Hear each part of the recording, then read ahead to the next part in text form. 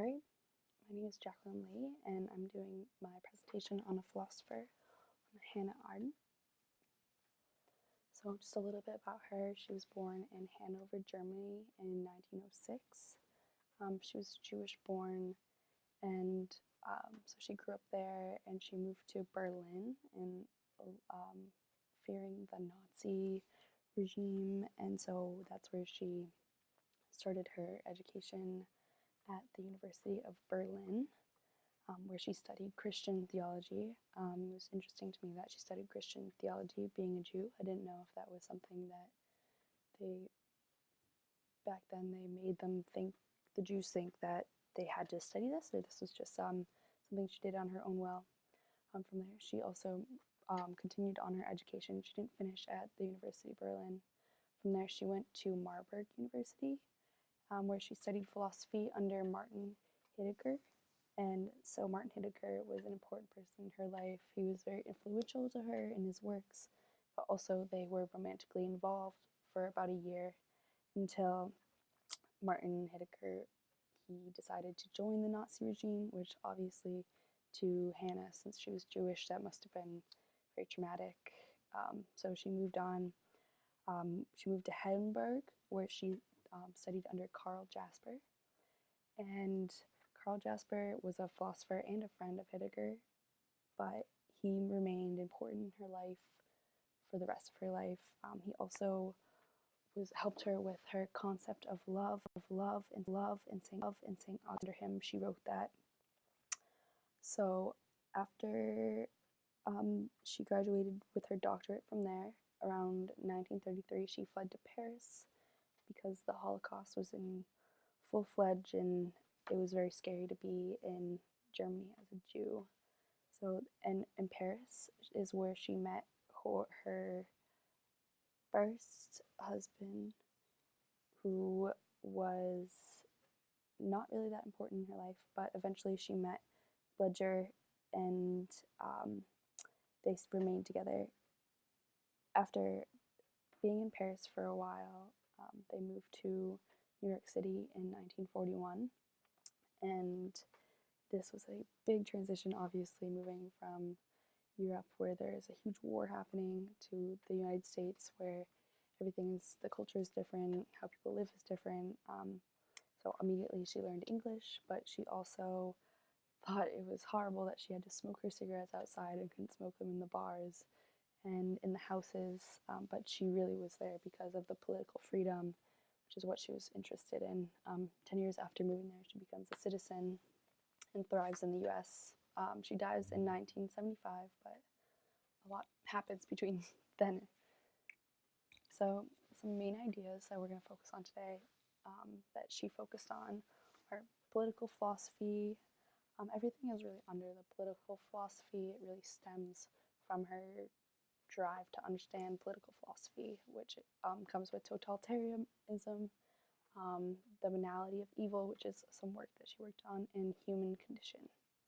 Some of her influencers were from ancient Greek, mainly Aristotle and Socrates, and we'll dive in to see how all of this comes together.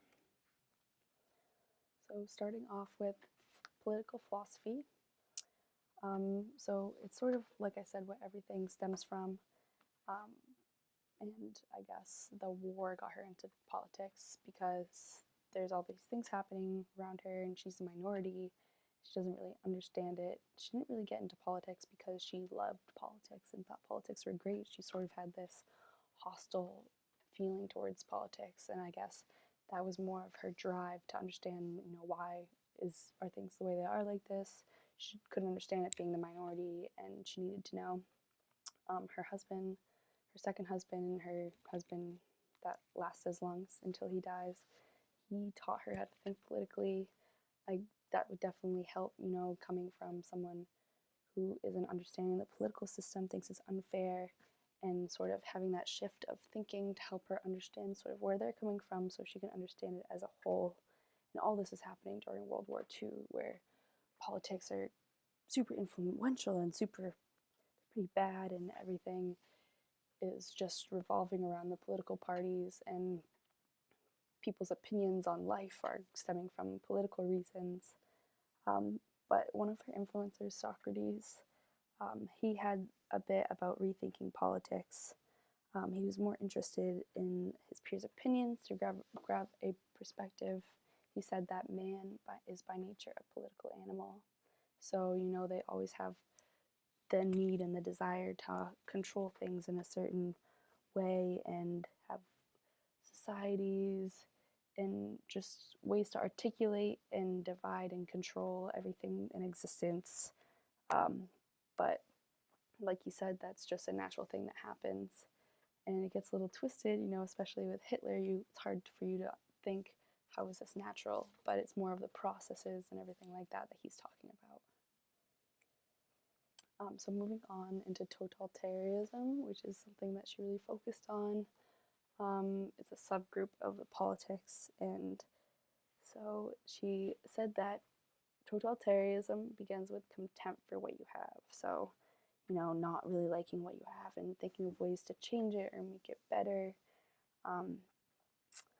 And we can use the Holocaust as a great example for all of these things. So it happens when there's a restriction of information. Back then there weren't cell phones or computers and TVs broadcasting everything everywhere. So the information circulation was really not a predominant thing. And so it was easy for these rulers to be controlling the information, controlling what people know, and really just manipulating and lying in a sort to not allow people to communicate, which is how they are able to successfully rule. So the rule from within is something from Aristotle, and essentially it is we're unable to experience our own experiences. So this is what totalitarianism does. It's when you can't think about your own experiences. Somebody else tells you what they are. For example, if you were to go into a business meeting and you have a good business meeting, everything goes according to plan, and so after your boss is like, hey, that was horrible, I can't believe it went like that, and you're like, oh, I thought it went really well, but since you told me it's horrible, then I guess it went horrible. So it's sort of like someone putting an idea in your head and making you think a certain way about an experience, even though that's not what you yourself experienced, but it's now what you believe, which is how they continue to manipulate and control all of the information, like Hitler did with the Jews. Their sort of goal, and another key factor to making totalitarianism possible, is making human life superfluous. So what that means is sort of taking away the meaning of life. So, for example, Aristotle, he says that there's two bits to a human. There's the animal and there's the social. And so without the social, you're just the animal, which is essentially your body, the physical you. And when you take away the social aspect, which is what the restriction of information does, it makes you just a body. And when you're just a body, it's not so hard to kill masses of people who you have made superfluous and made them irrelevant and unimportant. It's, if it's, yes, so, and this is done by terror. People are in fear, and when people are in fear, it's easier to manipulate them. People want to live their best lives, and thinking that they need to conform in order to able to do that is scary, but it's also effective. So totalitarianism sort of died in a way popularly after the Second World War, but it doesn't mean that it can't resurface if there's anything. Hannah was very adamant about history and seeing how history was, so we can learn from it and see how it will affect us in the future. And she said that it will definitely resurface because everything does, and we can even see it, or we can see it with the Watergate scandal, lying, trying to manipulate people's thoughts, and we can see it in our own government today about the lying and the conformance of information. So the third topic is the banality of evil, which basically means that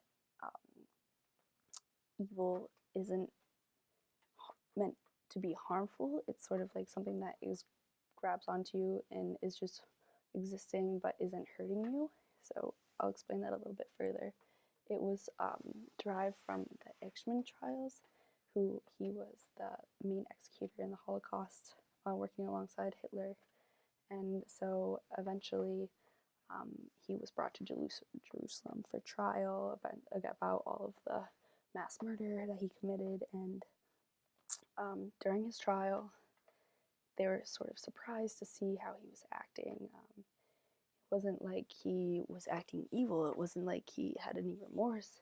It was almost as if he was using a lot of cliches and he was unemotional. And so Hannah calls this thoughtlessness. So in a way, she's saying that he himself is not evil, but the evil derives from his inability to think, talk to himself, think about anything, think about what he's doing. It's like he's acting without thinking. And it goes to say that there's a difference between the doer and the deeds, you know? So if the doer isn't acknowledging that what they're doing is wrong, or even acknowledging what they're doing, then how are they supposed to understand that it is not good? And from one of the sources, podcasts, I listened to the BBC professor, English professor, philosophy professor from England named Lindsay Stonebridge. She said that evil is the absence of goodness. So saying this is sort of like saying that evil isn't evil because there are bad things happening, but because there are no good things happening and things will continue to happen. Another point that she really made strong was that new evil is emerging in the world, and this is like one of the first sort of things that we see about it. That, you know, that sort of, she compared it to fungus, which is a great comparison, I think, because like this sort of evil is not deep rooted. It's there, but it's easily removed. However, it spreads easy. But she compared it to like back in the day.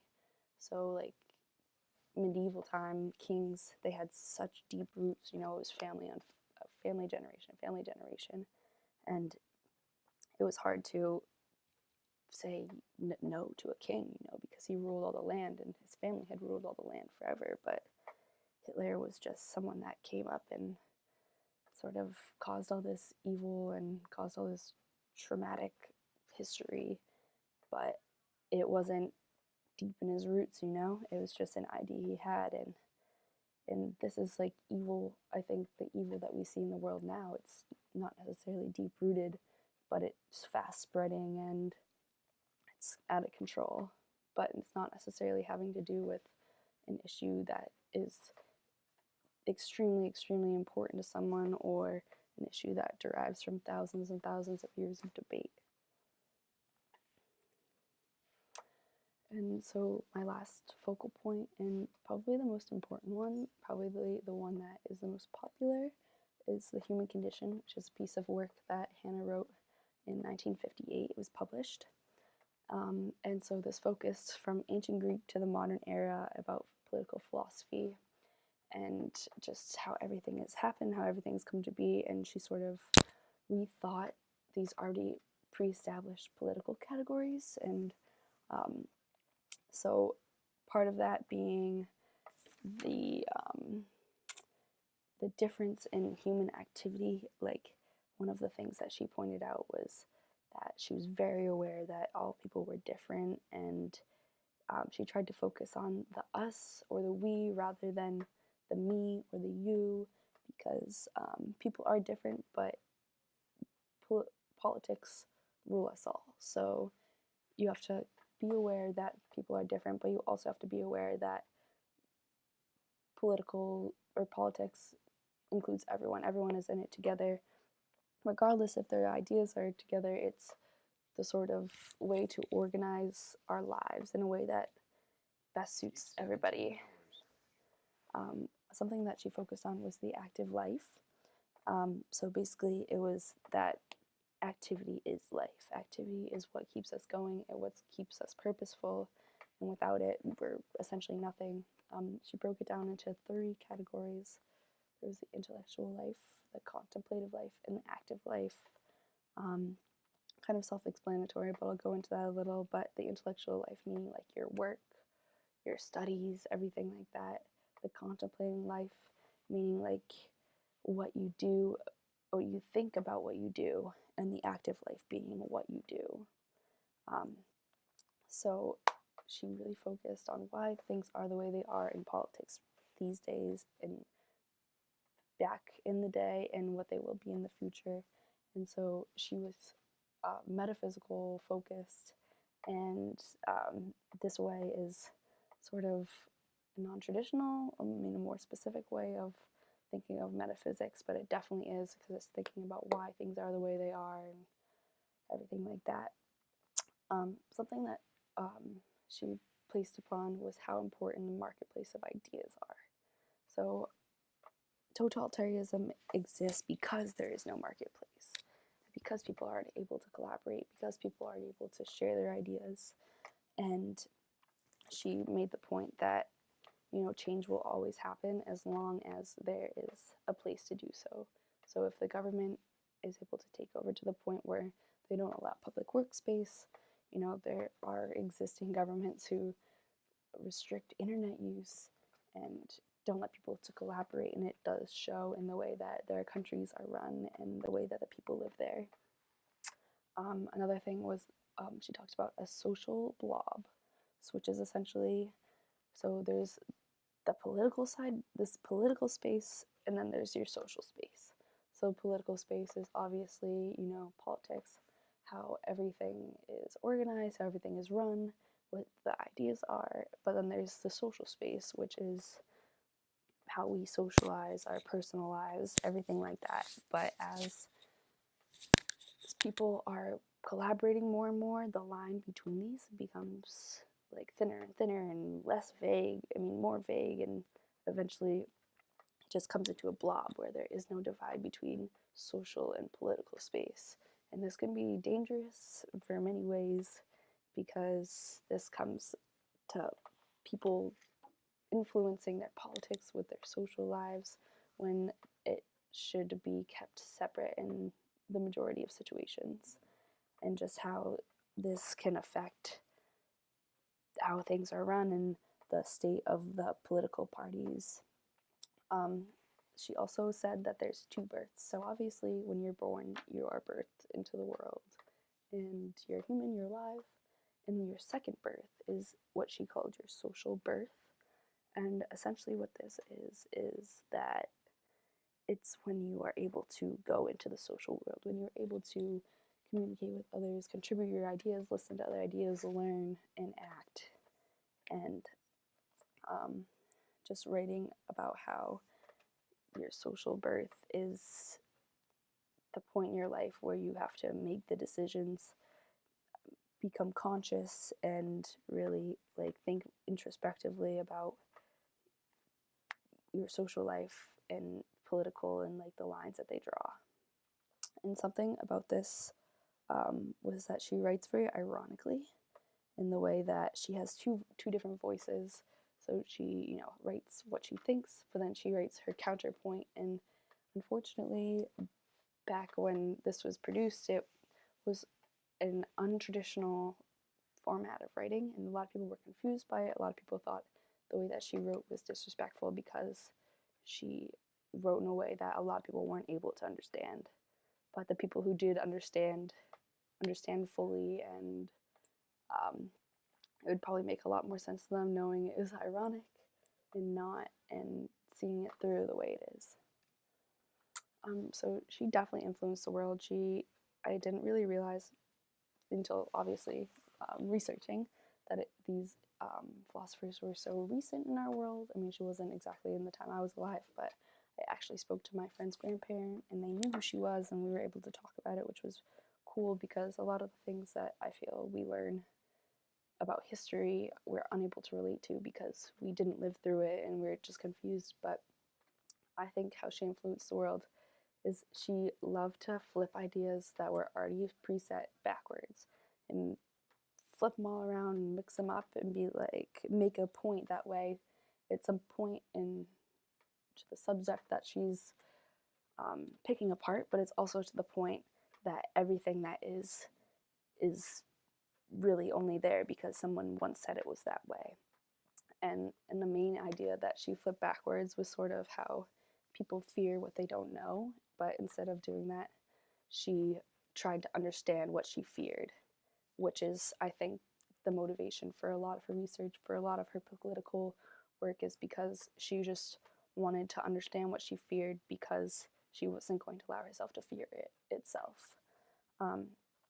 She also made a big point of importance on individualism and marketplace and how important individualism is, because without it, then we are just, there's only one way of thinking, and it's so much easier for someone who's a totalitarian leader or dictator to come in and make everyone think the same way. If there isn't any individualism, they almost, what they're doing is taking away people's right to individualism and making everyone the same, and which is not good because it's so important, which is why we have marketplaces, so people can express their individualism and share it, and people can take from other people's and, you know, become your own. And like, that's why it's so important not to just collaborate with one person, because even though you're sharing each other's ideas, there's so many other perspectives out there that are important to know.